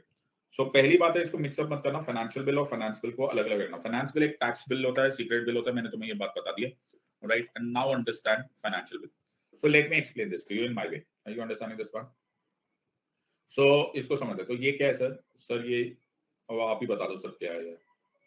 अरे सर ये लग रहा है पहचाना पहचाना लग रहा है, हाँ ना? और कोई ड्राइंग बढ़िया सुंदर है सर आपकी, है ना? हाँ। ये थोड़ा सॉफ्टवेयर में प्रॉब्लम है, वरना मैं ठीक बना लेता। ये है कंसोलिडेटेड फंड ऑफ इंडिया। अगर consolidated fund of India only हो जाए, if there is a bill which is dealing only with the consolidated fund of India, तो उसको हम मनी बिल बोलते हैं। हाँ सर, लेकिन ओनली ना होकर कुछ और भी हो, XYZ समथिंग एल्स भी हो, तो उसको हम फाइनेंशियल बिल बोलते हैं। यहां तक बात सबको समझ में आ रहा है या नहीं समझ में आ रहा है? एवरीवन हैज अंडरस्टूड दिस और नॉट? Yes sir. सो ये हमारे पास दो स्ट्रक्चर हो गए। अब ना ध्यान से सुनो। तो एक दिन ना, ओके, मुस्कान है ना, मुस्कान, हाँ, तो मुस्कान ना अपने पापा के पास गई। अच्छा, सही में? हाँ, तो मुस्कान ने पापा को बोला, पापा पापा मेरे को आपसे काम है। तो मुस्कान के पापा ने बोला क्या काम है? तो मुस्कान ने बोला कि पापा मेरे को है ना आप 10 करोड़ रुपए दे दो। क्या? हाँ, 10 करोड़ दे दो। तो आपके अकाउंट में से, पापा के अकाउंट में से 10 करोड़ रुपए डेबिट करने को मुस्कान बोल रही। तो पापा तो घबराए गए, बोले बेटा क्यों बेटा, 10 करोड़ क्या कर रही है तू? क्या? तो पापा को से 10 करोड़ रुपए डेबिट करने को मुस्कान बोल रही। तो पापा तो घबराए गए, बोले बेटा क्यों बेटा, 10 करोड़ क्या कर रही है तू? क्या? तो पापा को मुस्कान ने बोला, पापा मैं सिर्फ 10 करोड़ निकालने को नहीं बोल रही हूँ, ओनली नहीं बोल रही हूँ, मैं बोला मैं ना ये 10 करोड़ रुपए ना पापा एक में इन्वेस्ट करूंगी, ओके, एक बिजनेस आइडिया मेरे पास, ब्रिलियंट आइडिया, उसको इन्वेस्ट करूंगी, फिर उसमें मैं पैसा कमाऊंगी और मैं आपको अगले साल 20 करोड़ रुपए वापस करूंगी। आर यू अंडरस्टैंडिंग दिस और नॉट? सबको समझ में आ रहा है या नहीं समझ रहा है? सो इसमें क्या है सर, इसमें है appropriation of money out of the consolidated fund of India. हाँ सर, लेकिन ये ओनली नहीं है, इसमें पॉलिसी भी है which returns the money also or which has the potential of returning the money। ये पूरा सर्कल है। ऐसे बिल को बोला जाता है फाइनेंशियल बिल टाइप 1 और type A. Are you understanding this और नॉट? सबको समझ में आ रहा है या नहीं समझ रहा? Everyone has understood? मुस्कान को बिल सबको समझ में आ गया? अरे बाबा, मुस्कान ने सर फाइनेंशियल बिल टाइप 1 समझा दिया हमको, पल्ले पड़ गया या नहीं पल्ले पड़ा?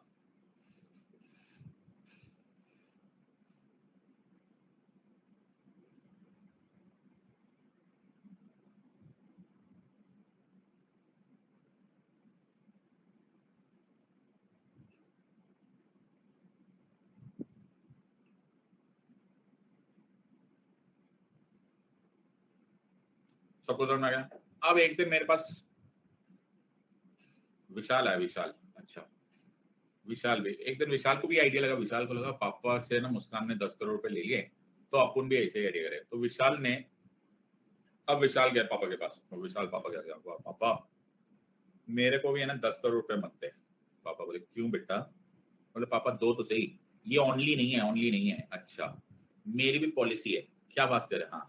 बोले पापा पूरे 2 साल से अपन यूपीएससी की पढ़ाई कर करके ना अपन बहुत थक गए, बहुत परेशान हो गए पापा, बहुत थक गए। सिद्धार्थ सर ने इतनी क्लासेस ली, पढ़ा के ना थक गया। मेरी क्या पॉलिसी है कि मैं ये 10 करोड़ रुपए लेगा और मैं यूरोप घूमने जा रहा है।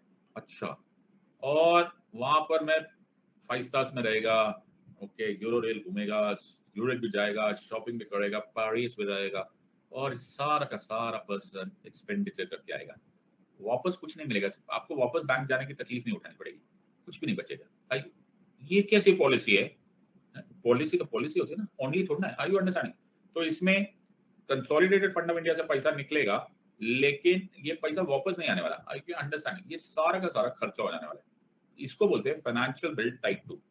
सर ये वाली पॉलिसी बहुत अच्छी थी। आर यू अंडरस्टैंडिंग दिस और नॉट? सबको समझ में आ रहा है या नहीं समझ में आ रहा? आर यू अंडरस्टैंडिंग दिस और नॉट? सबको समझ में आया? तो फाइनेंशियल सर ऐसा ऐसा कौन सा होता है सर? ऐसा कोई होता है सर? हाँ ऐसा होता है। So the point here is, okay, financial bill type 1 जो होता है, इसका मैं एग्जांपल दे सकता हूँ। For example the national highway authority of India act. जो national highway authority of India bill या एक्ट में कहता है क्या है कि वो गवर्नमेंट को बोलता है कि गवर्नमेंट हमको 500 करोड़ रुपए दे दो। तो बोलते क्या है? बोला हमारे पास पॉलिसी है। पॉलिसी क्या है कि हम हाईवेज बनाएंगे। हाईवेज बना के क्या फायदा होगा? ज्यादा बिजनेस आएगा, ज्यादा ट्रांसपोर्ट होगा, ज्यादा बिजनेस आएगा, ज्यादा बिजनेस आएगा तो ज्यादा टैक्स आएगा, ज्यादा टैक्स आएगा तो आप ही की जेब में जाएगा। Are you understanding? दूसरी साइड पर है आपके पास बिल जैसे salaries, emoluments and pension bills. Salaries, emoluments and pension bills में, एमोल्यूमेंट्स एंड पेंशन बिल जो प्रेसिडेंट एंड एक्स प्रेसिडेंट्स के लिए यूज किया जाता है या एक्स मेंबर्स ऑफ पार्लियामेंट के लिए यूज किया जाता है, ये सारा पैसा यहाँ से निकलता है और सैलरीज में लगता है और चलेगा अच्छे। Are you understanding? It's gone, इससे वापस आने का कोई चांस नहीं होता। बहुत सारी वेलफेयर स्कीम्स होती है, उसमें भी सब्सिडीज वगैरह में ये इसी तरह का बिल होता है। आर यू अंडरस्टैंडिंग दिस पार्ट?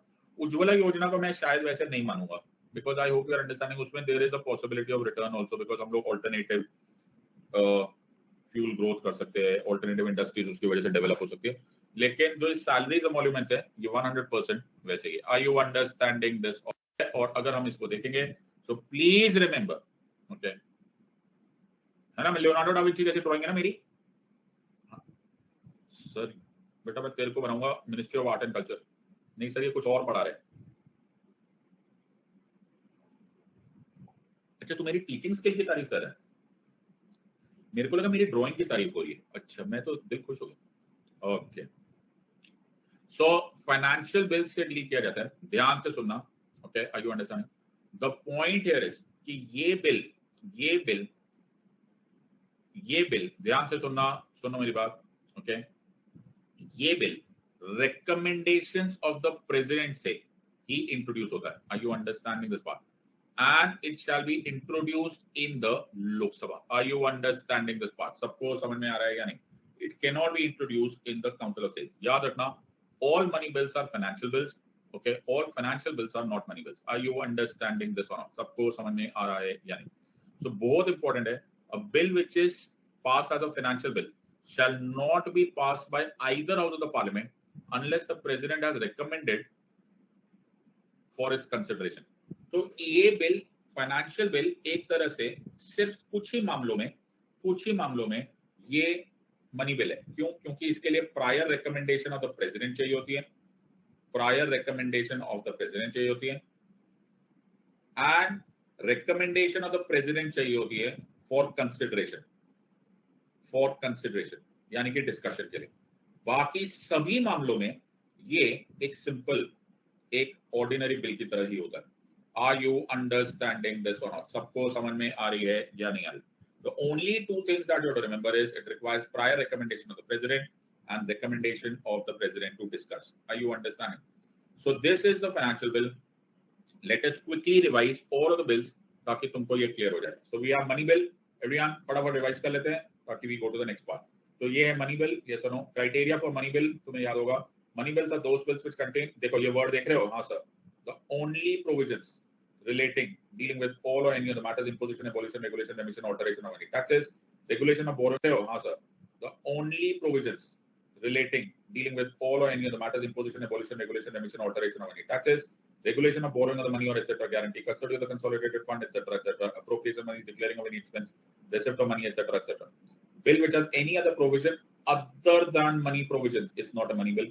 इसमें लोकसभा का फाइनल कॉल होता है whether a particular bill is a money bill or not. इस फैसले में फाइनल डिसीजन स्पीकर साहब का ही होता है, ये मैंने तुम्हें बताया है. Rajya Sabha has limited powers with respect to money bills, Lok Sabha has supreme powers in terms of money bills.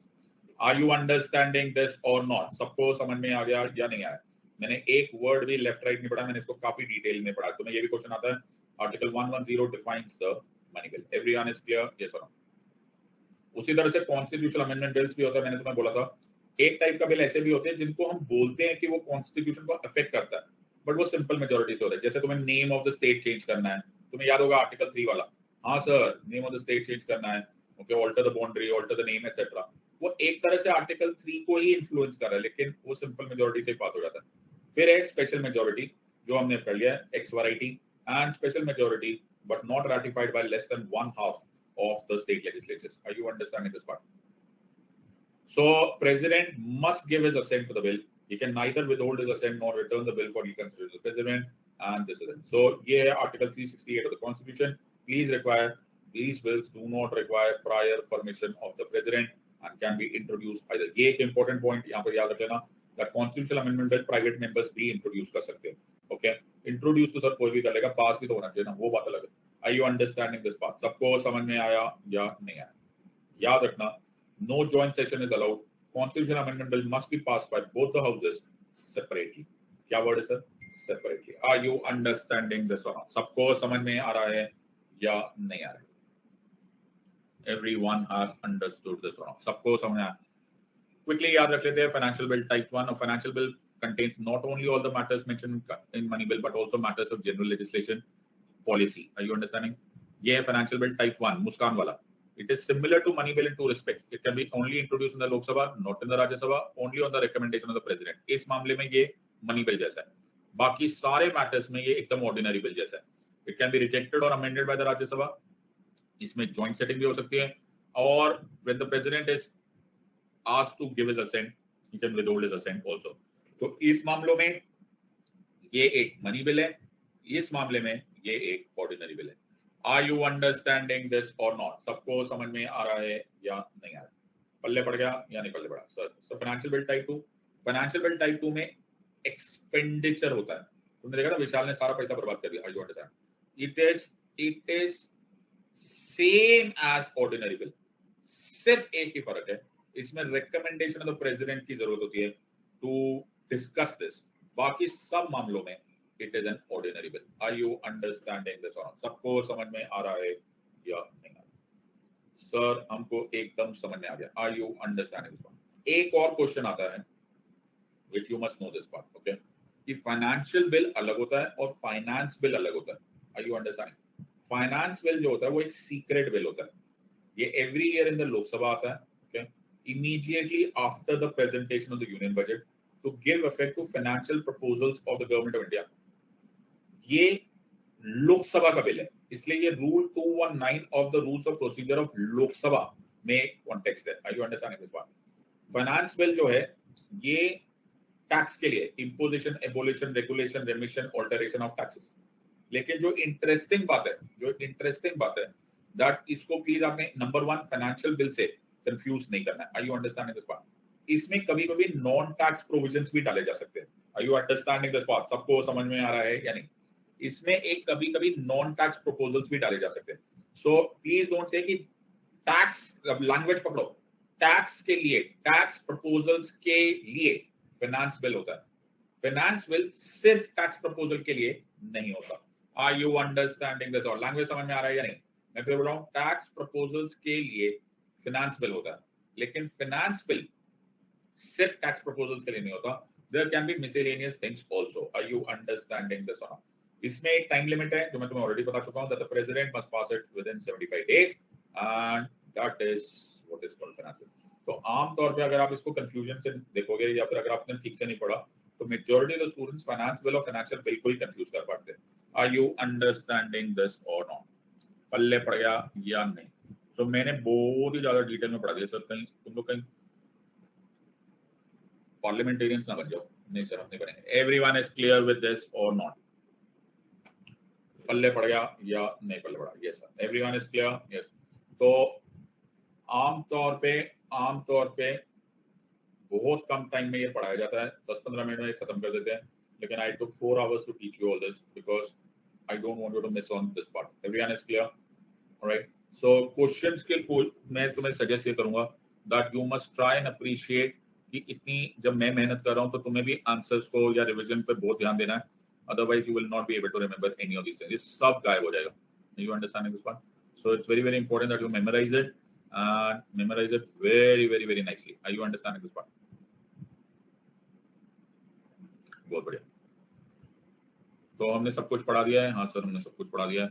There's hardly anything left. तो मैं एक बार देख लेता हूँ कुछ मिस तो नहीं होगा.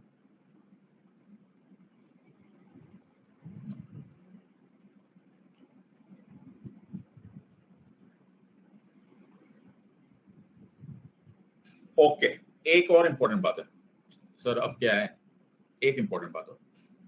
Now there is one more important. Sir अब आप पीछे पड़ जाओगे सर, अब भी हो गए यार. हाँ सर, सुन नहीं रहे तो मेरी बात को. हाँ सर, अब क्या है सर,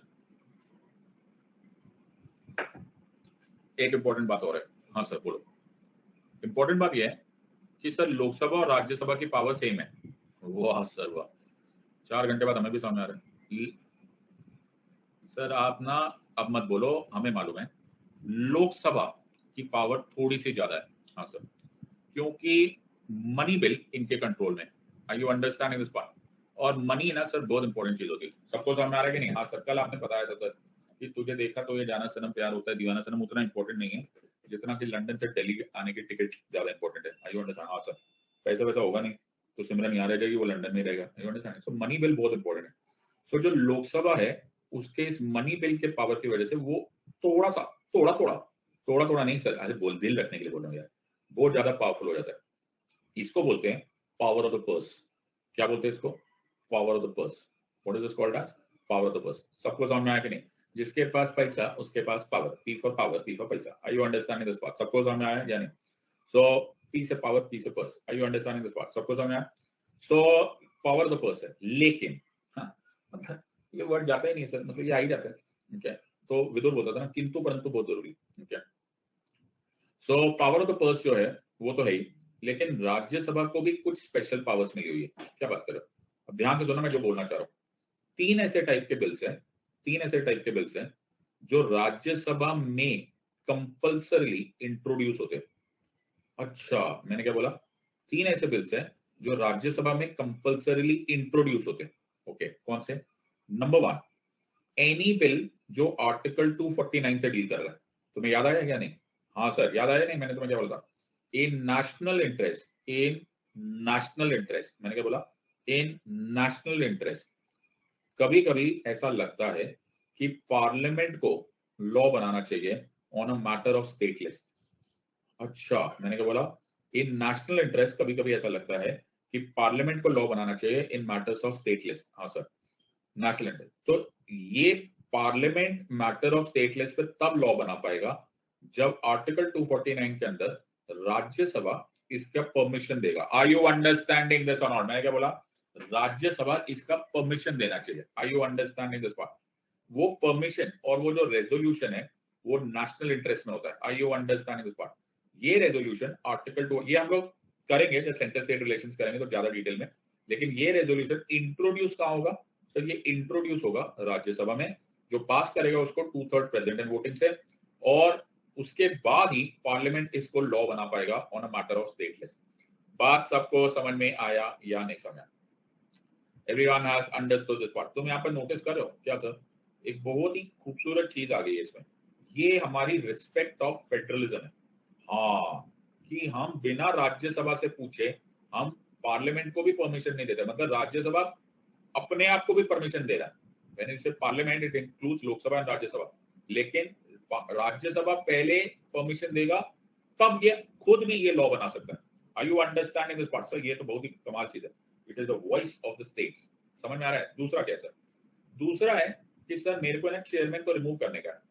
क्या? चेयरमैन को रिमूव करने का है तो रिमूव करो ना। तो राज्यसभा बोला चेयरमैन को रिमूव करने का अपने को। ओके, तो मैंने कहा रिमूव करो। तो जब चेयरमैन को रिमूव करने का है तो भैया तुम्हारा चेयरमैन है, तो मोशन कहाँ इंट्रोड्यूस होगा सर? मोशन ऑब्वियसली राज्यसभा में इंट्रोड्यूस होगा। आर यू अंडरस्टैंडिंग दिस और नॉट? सबको समझ में आया या नहीं समझ में? बाबा समझ में आ रहा है कि नहीं? तो चेयरमैन को रिमूव करने का मोशन हमेशा राज्यसभा। सर आपके घर की बात है ना, तो आप ही मोशन रिमूव करोगे। अब यहाँ पर एक गड़बड़ है, ऐसा गलत फहमी मत पकड़ लेना कि चेयरमैन को सिर्फ राज्यसभा रिमूव करता है। राज्यसभा को रेजोल्यूशन मूव करना चाहिए to remove the chairman by the then majority. By the then majority. Then majority बोले तो sir effective majority. Are you understanding? अब ये मुझे ऐसा लगता है, मुझे पिछले साल तक तो ये लोगों ने बताया था कि आपकी जो प्रिय पुस्तक है ओके उसमें एब्सोल्यूट मेजोरिटी दिया हुआ है, लेकिन मुझे ऐसा फिर किसी ने बोला कि उसमें शायद ठीक कर दिया गया, बट मुझे मालूम नहीं। सो चेक कर लेना by the then majority in the Rajya Sabha, और लैंग्वेज है agreed to by the Lok Sabha. agreed by the Lok Sabha मतलब sir agreed by the Lok Sabha मतलब यहां पर पास होने के बाद सिंपल मेजोरिटी से लोकसभा ने भी पास करना चाहिए उस रेजोल्यूशन को। Are you understanding? देखो क्या devil lies in the detail है बाबा, एक एक वर्ड मैटर करता है। मोशन कहां इंट्रोड्यूस होगा? राज्यसभा में। राज्यसभा कौन सी मेजोरिटी यूज होगी सर? राज्यसभा होगी बाय द देन मेजोरिटी। उसी को क्या बोलते हैं सर? सर प्यार से बोलो ना, देन मेजोरिटी क्या है? Effective majority. Are you understanding? And agree to by the Lok Sabha मतलब simple majority. Are you understanding this और नॉट? सबको समझ में आ रहा है या नहीं समझ में? सर ये तो हो गए दो। तीसरा क्या? तीसरा हम लोग तुमसे बहुत दुखी है। किससे दुखी हो गए सर? हम लोग तुम लोगों से बहुत दुखी है। कौन है? आप कौन हो? मैं स्टेट्स हूँ ना, स्टेट्स। अच्छा, तो मैं राज्य हूँ। ओके, मुझे तुम लोगों से बहुत प्रॉब्लम है। तुम लोग कौन? तुम लोग ऑल इंडिया सर्विसेज वाले। अच्छा, ओ सर हमसे क्यों दुखी? हम तो बड़े नूनू बॉयज है, नूनू बेबीज है हम लोग। क्या प्रॉब्लम है हमको? हमसे क्या? या तुम लोग को अपॉइंट कौन करता है? सर हमको है ना अपॉइंट यूनियन गवर्नमेंट करती है। अच्छा, और तुम लोग सर्व क्या करते हो? सर जब कैडर दे देते तो हम लोग स्टेट गवर्नमेंट को सर्व करते हो। मैंने तुमको बुलाया क्या? है? मैंने तुमको बुलाया क्या? नहीं। मैं स्टेट हूं, मैंने तुमको बुलाया क्या? नहीं। फिर भी तुम मेरे सर पे आके बैठ गए हो। हाँ, मैं तुम्हें डिसमिस कर सकता हूँ क्या? नहीं, मैं तुम्हें डिसमिस नहीं कर सकता। मैंने तुमको बुलाया नहीं है। तुम लोग है ना मेरे सर पे आके यूनियन गवर्नमेंट ने बिठा दिया है। तुम IAS, IPS, Indian forest services, अपने को जमते नहीं तुम लोग। Are you understanding this part? सबको समझ आया कि नहीं? तो ये जो ऑल इंडिया सर्विसेज है ना, अपने को बहुत प्रॉब्लम है भैया। Are you understanding this part? सबको समझ आया? तो sir everyone has understood this part. तो ये जो स्टेट गवर्नमेंट्स है ना, आर यू अंडरस्टैंडिंग? तो ये जो स्टेट गवर्नमेंट्स है ना, इनको तुम लोग बिल्कुल नहीं अच्छे लगते। एट मैक्सिमम हम तुमको ट्रांसफर कर सकते हैं, उससे ज्यादा हम तुम्हारा कुछ नहीं कर सकते। Are you understanding this part? बहुत सर परेशान हो गया हम लोग तुमसे। तो मुझे यूनियन गवर्नमेंट पार्लियामेंट ने फोन किया, बोला सिद्धार्थ हम लोग एक ना नई ऑल इंडिया सर्विसेज बना रहे हैं। मैंने कहा व्हाट? कहते यस, हम नई ऑल इंडिया सर्विस बना रहे हैं, या हटा रहे हैं या चेंजेस ला रहे हैं। मैंने कहा पहले ही हम इनसे बड़े परेशान है यार। ओके, अब तुम नई ला रहे हो? बोले हाँ।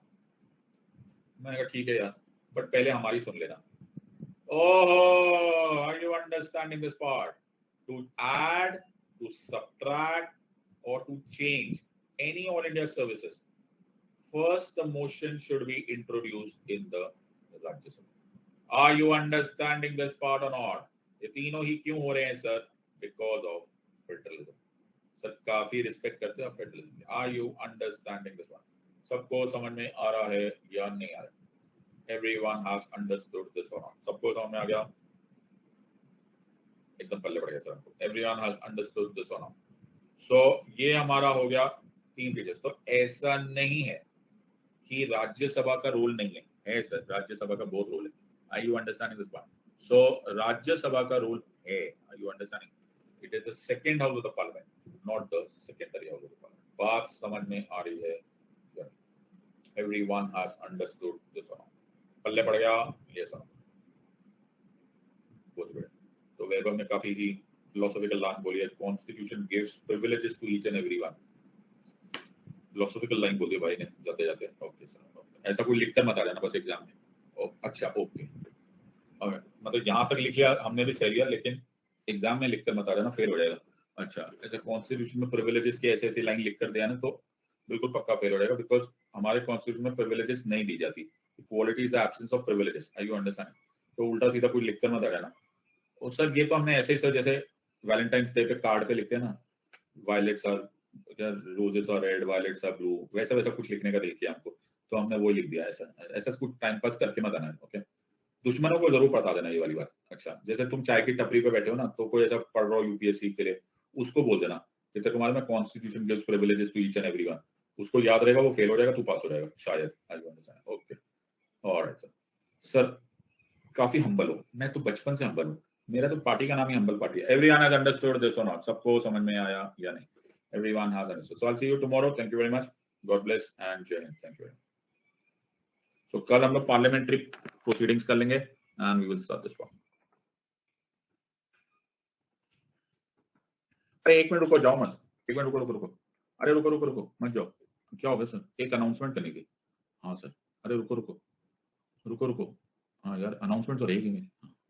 एक मेजर अनाउंसमेंट है. ओके सुनो. तो ये